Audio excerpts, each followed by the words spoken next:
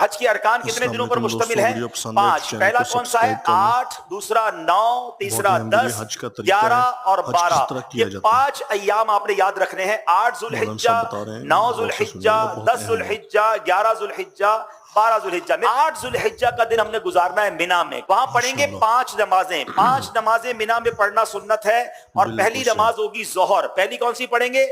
پھر عصر، پھر مغرب، اگلی عشاء اور پھر فجر. یہ فجر کی نماز ہم ادا کریں گے تو یہ کون سی تاریخ ہو جائے گی؟ 9 ذوالحجہ. شاباش. اچھا 9 ذوالحجہ کا دن it's the most important day of حج. یعنی اگر آپ کو کوئی کہتا ہے کہ حج کس دن ہوتا ہے؟ حج ہوتا ہے 9 ذوالحجہ کو. یاد رکھیے گا حج کا دن کون سا ہے؟ 9 ذوالحجہ. یہ وقوف عرفہ یہ حج کا رکن اعظم ہے. the most important رکن آپ کہہ لیں. حج کے 3 فرائض ہیں: احرام پہننا، نیت کرنا اور طواف الزیارہ. لیکن